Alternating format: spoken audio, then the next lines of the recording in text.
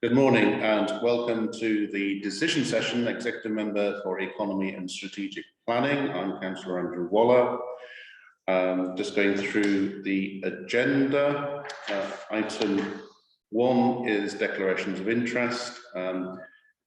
Everything's on the register of interest and there's nothing additional that's occurred through the contents of the agenda.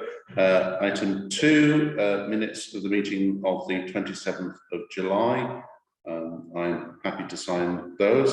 I will have a paper copy. That brings us on to item 3, which is public participation. And we have Councillor Claire Douglas on the line. And I understand that you're speaking in relation to agenda item 4. Yes. Yeah, that's right. Yeah. Douglas, do you want to give your presentation? Thank you. Yeah, I'm here to speak on agenda item 4 to raise some of the challenges the planning enforcement team and the wider planning department are currently facing. Today's report outlines the rapid change the enforcement team has been through since Principal Planning Officer was appointed in 2019. The number of cases the team has received and resolved annually since 2017 have been moving in the right direction, but it seems there are still 580 cases open. This is equivalent to 1 year's caseload. I have grave concerns about the ability of the planning department to cope with the workload it's expected to handle every year. Planning enforcement is only one area of the work. It also covers all planning applications, all change of use applications, planning development, including the local plan and neighbourhood plans and building control. This list isn't exhaustive. Getting building and development right in the right place and offering the correct balance of homes, commercial and employment space is vital and becomes more and more critical as the months go by. House prices, rents, availability of suitable homes for the people who live in our city and the correct workspaces to provide jobs are all critical issues. There is a strong feeling across the city from many different directions that the Lib Dem Green administration really hasn't got a handle on this. Planning enforcement is flagging, building control is flagging, and the local plan is crumbling. Since 2015, there hasn't been enough investment in the planning functions, vital for the growth, prosperity, and well-being of York. The report tells us the planning enforcement team has 3 officers taking retirement and 2 staff who have been on long-term sick. There are similar staffing issues across the department. Senior officer expertise in the local plan team will be non-existent towards the end of the year. The council will enter the next round of public hearings in November or December without any senior staff to represent their local plan. How on earth does the administration think the local plan submitted to the government over 3 years ago is going to get through this process and adopted without the appropriate investment in staff? It calls into question whether the Lib Dem Green administration actually want a local plan for York. They seem to prefer the current free-for-all, where developers can submit applications for anywhere in the city boundary they choose. The Askham Bog development was a prime example of this. The Labour opposition calls for the Lib Dem Greens to invest in the planning department in a way that does more than paper over the cracks, that allows it to do the critical job for our city it's tasked with. Under the current trajectory, I just don't see how we're going to get the vital local plan our city so desperately needs. Thank you. Thank you very much, Councillor Douglas. Right, that brings us on to item 4, the planning enforcement update. Do you want to? Yeah, I'll start. Okay. And please speak clearly. I will. Okay. So I'm just going to outline the current position that we were in terms of cases during 2020, which was obviously an unprecedented year, given all the goings on. We had 499 new planning enforcement investigation cases, 467 were closed. A total of 580 investigations remain open, but we still serve 12 enforcement notices. it's not on this report, but for information, this year so far to date, we've received 496 planning enforcement investigations, and we've closed 522. 535 remain open. So you can see from that this year already we've closed, and we've had more submitted to us than last year as a whole. The number of enforcement notices that we talked about, there was 12 last year. These were for a number of issues, including failure to comply with noise conditions, which obviously affects people quite significantly. We had an unauthorised porch, unauthorised access road, conversion of stables to a holiday let, and untidy land. So last year we did still progress 12 enforcement notices, which was still, you can see there is still a significant increase over the years since 2015. The enforcement register has been published. We did have a slight issue with getting that published, but it's now fully up to date on the council's internet page, and that has reference to all the cases that we've served. So going forward, by way of an update in the team, as Councillor Douglas outlined, we have had 3 members of staff retire from the enforcement team this year.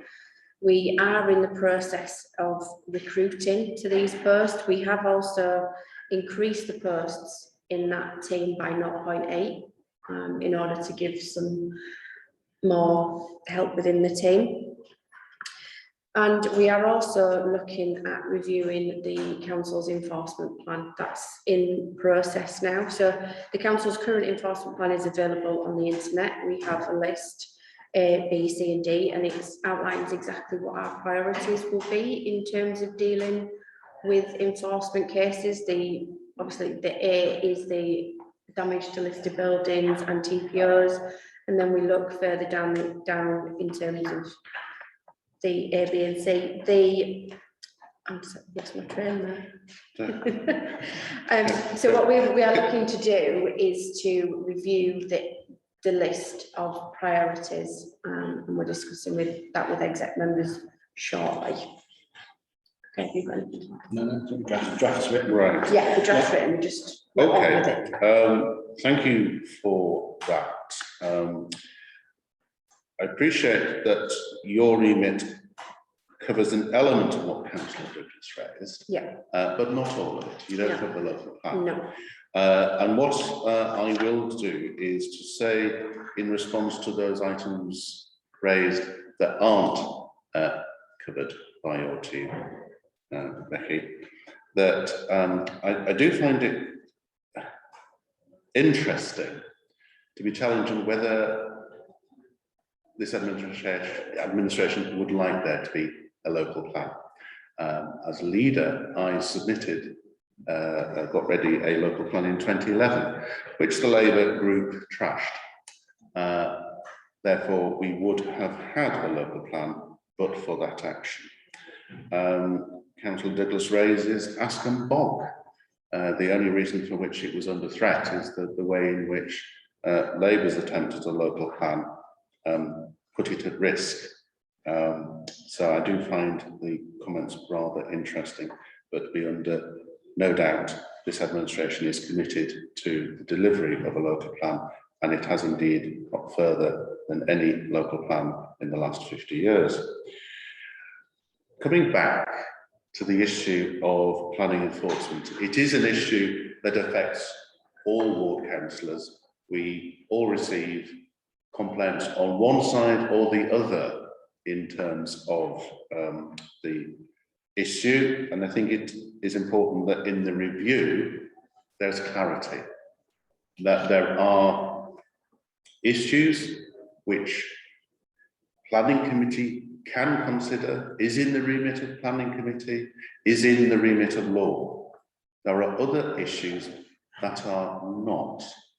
There may be an assumption by a reasonable member of the public that something is unreasonable, but that's not planning law. So I think the clarity on what will or can be enforced versus those aspects which are a disturbance, but which actually do not fall within your ability to enforce, because there is an element at times of frustration that councillors acting on behalf of residents feel that you ought to be doing something when actually you're not in a position to. And that is where the council, I'm happy to write to ministers to ask for changes, and we've done that. We've been very active in the response to government consultations on the planning regime. Whether that did contribute to a change of Secretary of State, we can only surmise. But we have made the case for York because of our particular circumstances with so much heritage.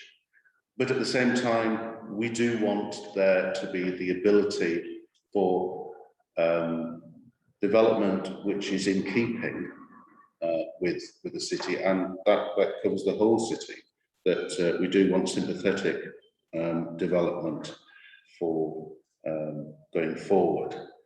So I'm grateful for the review that you made of the staffing, and if for clarity, you say you'd increased it by 0.8. So what does that take the planning enforcement FTE up to? 4.8. 4.8. So that's a significant increase, and we look forward to that being able to respond to the demand, which is something that we've talked about on an ongoing basis, and I appreciate that the chairs of the main and area planning have also raised with you on behalf of the whole of those committees. So with that, I think that we're demonstrating there's an increase in resources.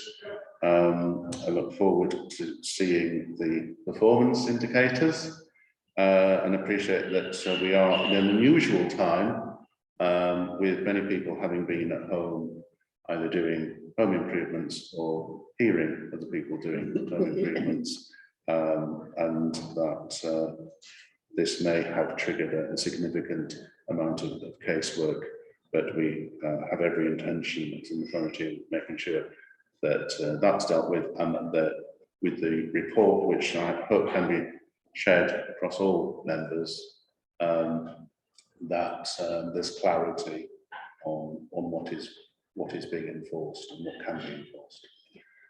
So with those comments, I'm happy to note the contents of the report. Thank you very much. Thank you. Thank you.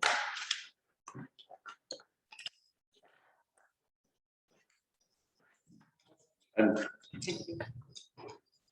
hello, would you like to join?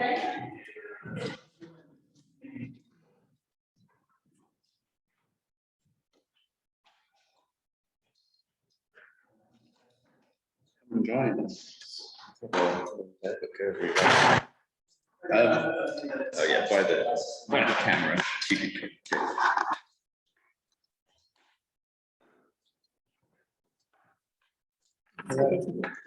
That's quite all right. I'm relieved to see you, otherwise we've had to retrieve somebody from upstairs. No, absolutely apologise. It was beyond my control this morning, but I'm glad I'm here. Right, I'm glad as well. Right, okay. Are we back on? So thank you for that. That brings us on to item 5, the York 10-year skills strategy. So Alison, would you like to lead off on this, giving a brief summary to explain to listeners what this is about? Absolutely, thank you, Councillor Waller. So this is the final draft version of the 10-year skills strategy. And as you'll be aware, it's a partnership produced document by the Skills and Employment Board. And that board was established at the back end of last year in response to the pandemic as part of our economic recovery. That board is chaired by York College and has partners from both colleges, universities, employee representatives and employer representatives in people like the FSB, the Chamber of Commerce, and also a large and a growing employer in the city, the local enterprise partnership, and also ourselves as the council through yourself, Councillor Waller, and the Assistant Director for Education and Skills.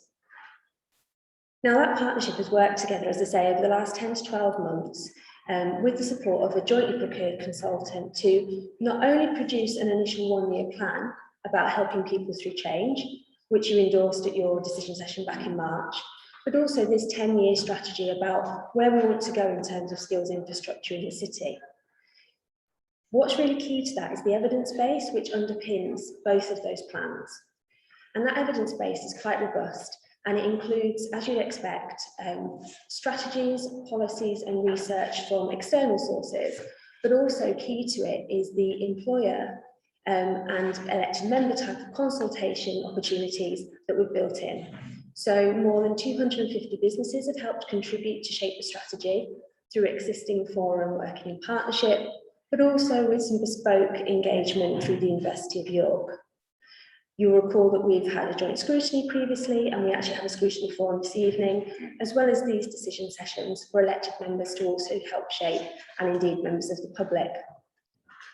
The key context for the strategy that may not have come quite across in the paper, or I hope it has, but I'll reinforce it, is that as it's a partnership document, it's about the added value that the partnership can bring to really developing the skills infrastructure in the city. So it doesn't replay all of the excellent work that's already happening, because that's happening in there and we will continue to support that, but it's around where the partnership can potentially add 2 and 2 and get 5. The strategy itself is about supporting inclusive growth, and it will be a daughter strategy to the developing economic growth strategy that our economics team is working on at the moment. And what you should also see in there is a read across between the principles and the commitments of the strategy and other things like the developing climate change strategy and national policy. So a key piece is the FE white paper that came out earlier in the year.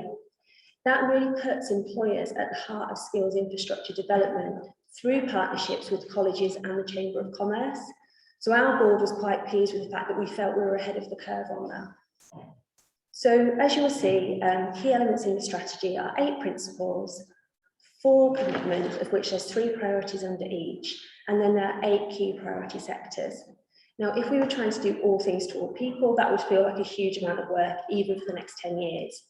But actually, consultation will continue. So even when this strategy is signed off and out there in the world, we will continue to work with stakeholders to shape delivery plans and really target how we support different sectors and different skills gaps in the city to overcome those challenges through those priorities and commitments.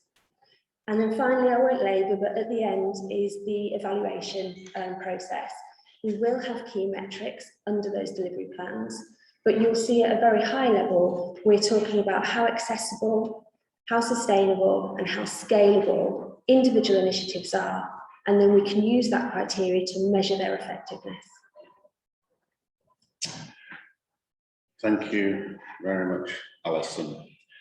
Having been a member of the Skills Board, I'm aware of the time and effort that's gone into this, and the way in which there's been extensive consultation across the board, and with the work that's been done with the economic team over the pandemic. There's a much greater communication, and we're in touch with many more companies than we were before. And so recognising that there is a focus at the moment on matching unemployment with vacancies, and therefore the skills gap is a crucial aspect to be addressed. I think this is a very good start. I think in terms of the focus, it does demonstrate how it's inclusive, that it is about all communities in the city benefiting from economic success. And this is very detailed in how that will be delivered. Equally, there is a national debate on green jobs, lots of projections being made, but this really does start to flesh out how we as a city will get our fair share, and works with providers to ensure that the opportunity for the appropriate skills, that training is available going forward. And I'm pleased with the way in which a number of partners have detailed what they're doing. So it is a dynamic document in the sense that the economic strategy is being developed, has been consulted on, and therefore some of the detailed work will come through that.